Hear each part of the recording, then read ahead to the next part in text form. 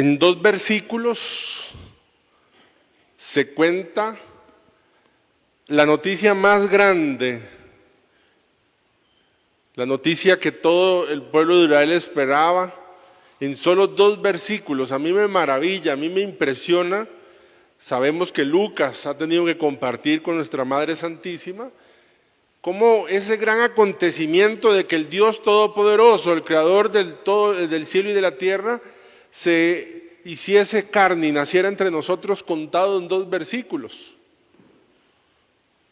Cuando uno lee las mitologías y nos cuenta sobre las deidades y cómo llegan y cómo nacen, cuántos capítulos gastados en contar, en hacer resaltar esa divinidad, entre comillas, y el Dios verdadero, el único Dios, se cuenta en 2 versículos, capítulos 2, versículos 6 y 7, de cómo nació entre nosotros. Mientras estaban allí, le llegó a María el tiempo de dar a luz un hijo, y tuvo a su hijo primogénito.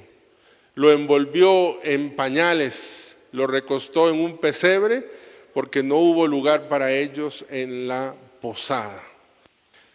Yo quisiera que pudiéramos resaltar hoy rápidamente, porque es una noche muy cargada de vivencias que debemos aprovechar todas ellas con calma. Quisiera resaltar esos 2 versículos, esas 2 frases que tengo allí. La primera es, porque no hubo lugar para ellos en la posada. Por Dios santísimo. Había en la puerta entonces de esa posada, no hay lugar. Yo quisiera hacer énfasis. El gesto de amor más grande conocido hasta el momento, porque todavía no teníamos la muerte en cruz de Cristo el Señor. El gesto de amor más grande de parte de Dios para con el hombre, ese gesto de amor más grande, pagado con un gesto de desprecio.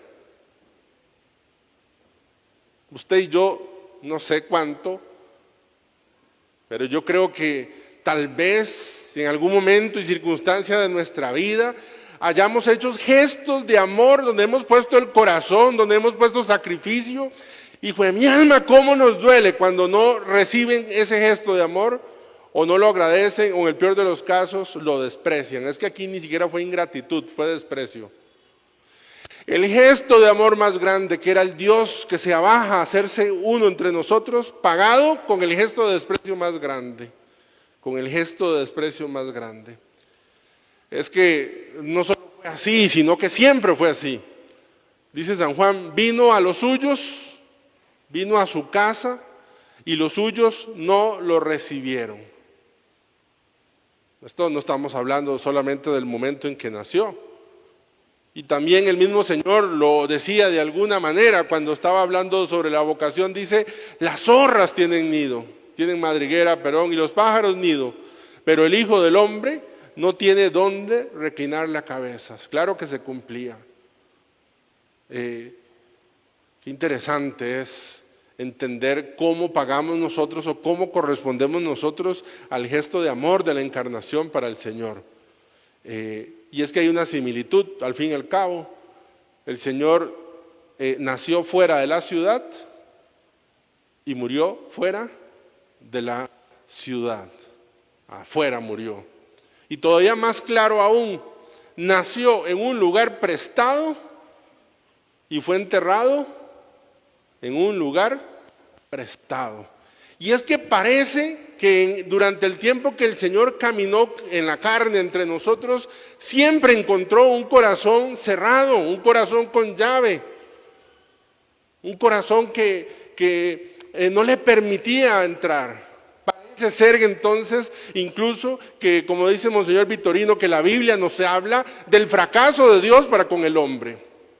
¿Por qué el fracaso? No solo porque la cruz en apariencia es un fracaso, porque quien llega y lee la Biblia y llega hasta la crucifixión dice, ¿qué tipo de profeta es este? Perdió, cuando más bien se estaba cultivando la victoria más grande, que era la resurrección. pero parece que hay un corazón cerrado siempre. Es muy bello el texto de Isaías. Joseph Ratzinger, luego el Papa Benedicto, siendo Papa Benedicto, mencionaba un poco sobre esto, hasta se le hizo un alboroto un poco en la prensa, porque agarraron una frase como siempre, ¿verdad? Y dijeron que el Papa había dicho que la mula y el buey no estaban en el pesebre original. Imagínense ustedes en el pesebre original discutiendo que si estaba la mula o el buey, que si había paja o no había paja, que se habían barrido o no habían barrido, ¿verdad? Pero muy maravillosamente este texto de Isaías, esta profecía, dice, el buey conoce a su amo. Ustedes ven cómo los animales con rapidez conocen a los dueños. Y dice, y el asno, el pesebre de su dueño. Entonces el buey oye la voz del amo y lo conoce. Incluso el asno sabe cuál es el pesebre al cual pertenece, dónde come. Y dice, pero el Israel no conoce, mi pueblo no comprende. Vean que parece que más bien la mula y el buey pueden reconocer a su Señor, pero el pueblo de Israel no puede reconocer a su Señor. Entonces, de alguna manera, en el pesebre, la mula y el buey nos recuerda a nosotros que incluso los animales aceptaron al Señor. Hay un rechazo ideológico que nosotros llamamos ateísmo. Yo estuve 6 años en la parroquia de San Pedro y me tocó muchísimas veces conversar con profesores ateos, estudiantes ateos, que en su ideología está el rechazo. Algunos muy tranquilos, otros muy feroces, muy violentos, muy de ataque, otros despreocupados de que si Dios no existe no importa, otros más bien tratando de restregarle en la cara a los demás que estaban equivocados en creer en Dios, etc. Ese rechazo ideológico no voy a hablar el día de hoy, pero hay un rechazo práctico que es el que a mí me da miedo. ¿Y cuál es el rechazo práctico? El rechazo práctico es aquel en el cual la persona sí cree en Dios,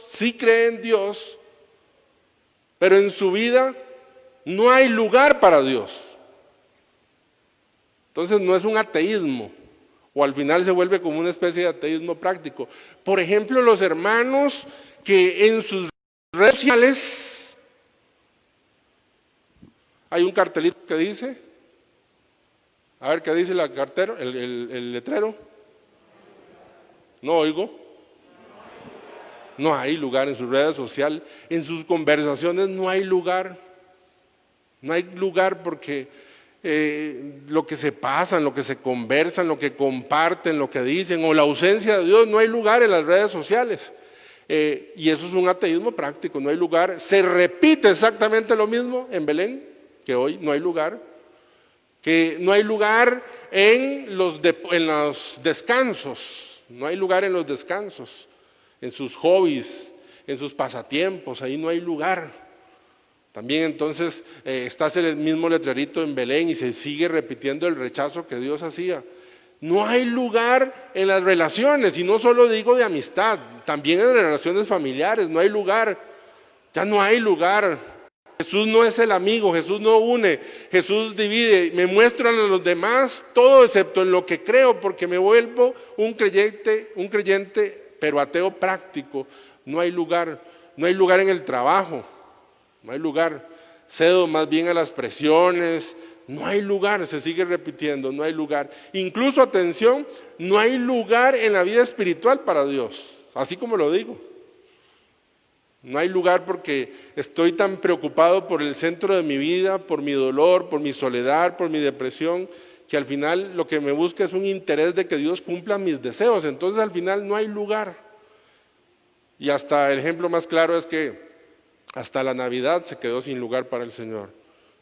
Se volvió una fiesta que ya no es cristiana. No hay lugar para el Señor. Incluso en las decoraciones.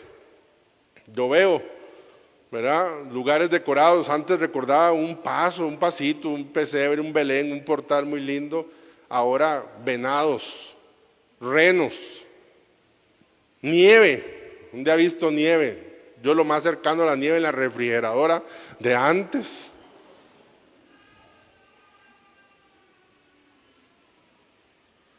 Duendes, Papá Noel, San Nicolás de Bari, qué bueno, pero Papá Noel.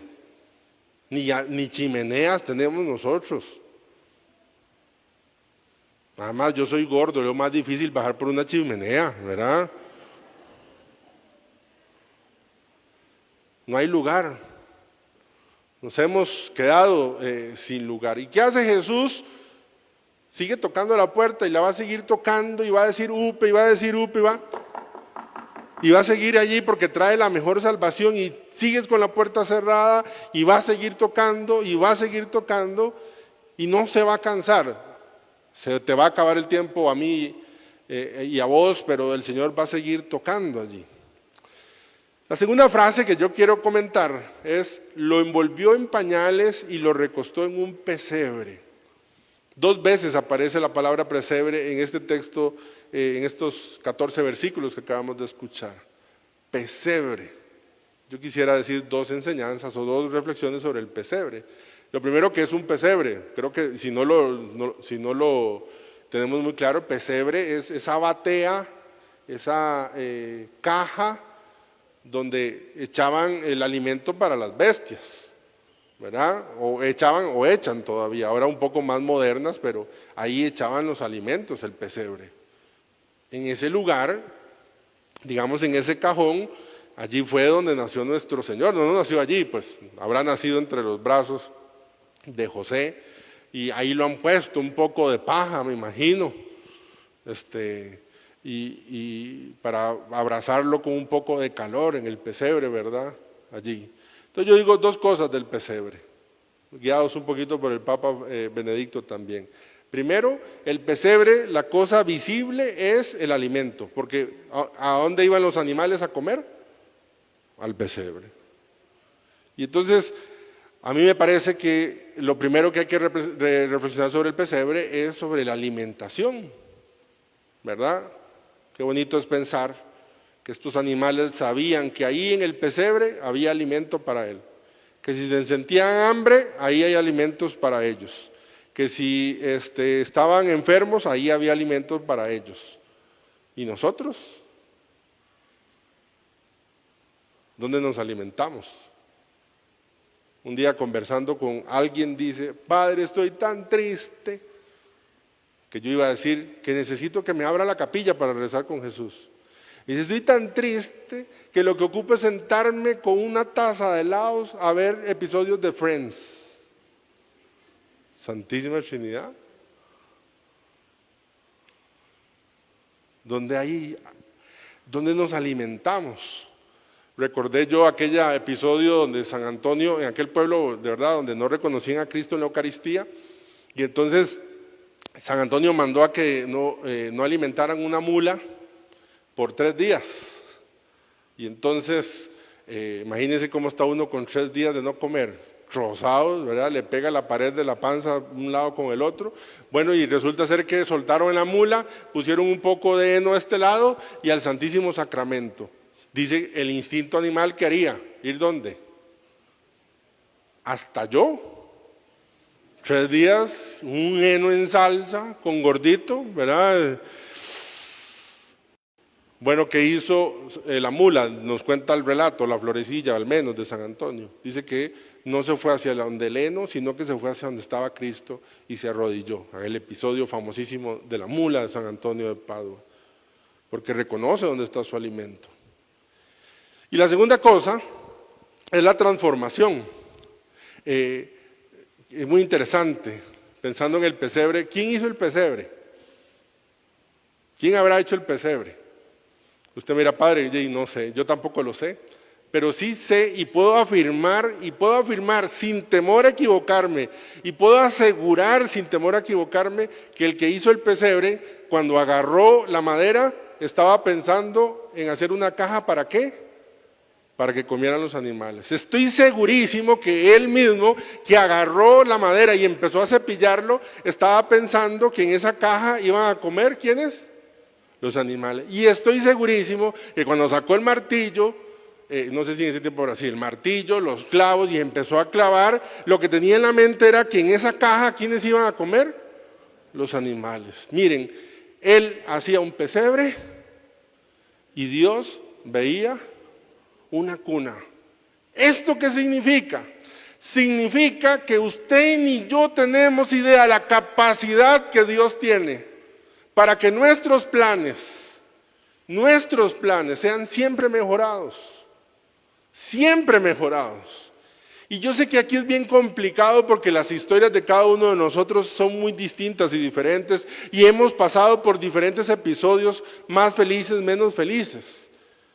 Pero sí hay una gran verdad y es que Dios, cuando toca un plan, lo va a transformar para bien y para gloria de la persona. Nunca va a tocar un plan para echarlo a perder y hacerte sufrir. Dios es así. Hay aquella historia del bordado, ¿verdad? Ustedes lo han oído de eso. No sé si es una historia, pero la verdad es que es cierto.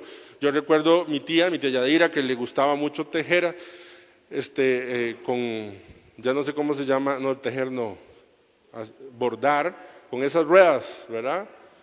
¿Cómo se llama? El aro. Y entonces así, y ella me enseñaba, ¿verdad? Y uno decía, qué bonito, y yo veía por abajo, y era un hilo para acá, otro hilo para acá, se devolvía y daba una vuelta, una pelota de hilo así para que no se soltara, pero por arriba, muy bonito. Y yo leía esa historia que decía que muchas veces en la vida nosotros vemos la historia desde abajo, y desde abajo a veces hay episodios que se ven muy feos, pero que al final lo que Dios está haciendo no es un pesebre. ¿Qué está haciendo? Una cuna. Y yo sé que ya lo he dicho, pero esta amiga mía, somos amigos. Yo soy más amigo de ella que ella de mí, pero somos amigos. Para mí es la perfección de mostrar en la vida lo que es ver un pesebre toda su vida, raptada a los 11 años, violada, vendida como esclava, 147 heridas en la espalda. El tercer dueño que tuvo le abría la espalda y le echaba sal para divertirse. Decía, uy, ¿qué hago? Alguien dirá, voy a ir a ver una serie. Alguien dice, voy a meterme a Facebook. Uy, ¿qué hago? Voy a ir a abrirle la espalda a Josefina Vaquita. Esta mujer que podía tener todas las características para odiar, para ser un corazón malo, perverso, cuando se encontró con Cristo, porque no sabía de él, unas monjitas le mostraron el crucifijo y se sorprendió porque los amos siempre estaban limpios y enteros, y este amo que le mostró la monjita era un amo que tenía la espalda rota igual que ella, y así empezó a conocer a Cristo. Y descubrió no que Dios, atención, no que Dios la había mandado a que la violaran, sino que en ese momento entendió que había una parte del bordado que la vida estaba haciendo y que ella no veía. Y que a pesar de que a veces las personas hagan del bordado una puntada feísima, Dios se va a quedar viendo el bordado y dice, sí, no, esto no quedó bien, pero yo aquí voy a hacer tal y tal cosa. Un día pensé eso, viendo un programa de tatuajes, de gente que se hace tatuajes y los hace feos y entonces luego se los arreglan. Yo estaba viendo un tatuaje que le hicieron a uno de un perro caliente. ¿Quién se hace un perro caliente de tatuaje, verdad?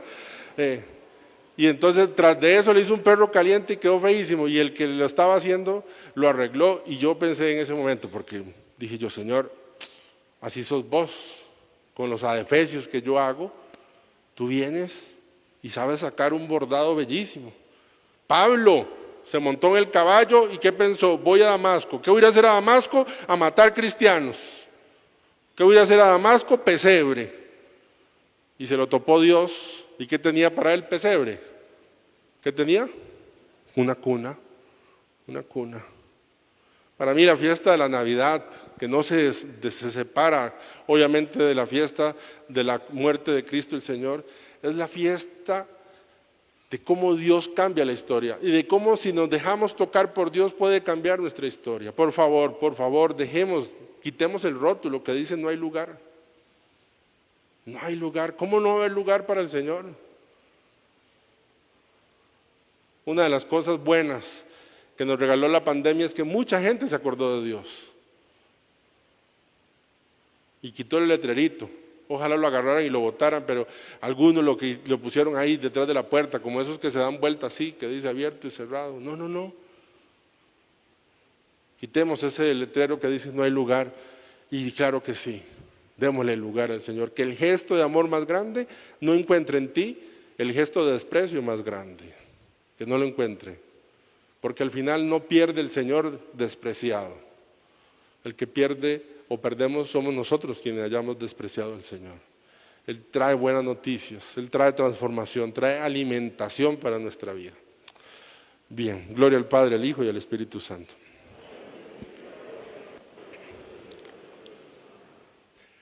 Vamos a poner...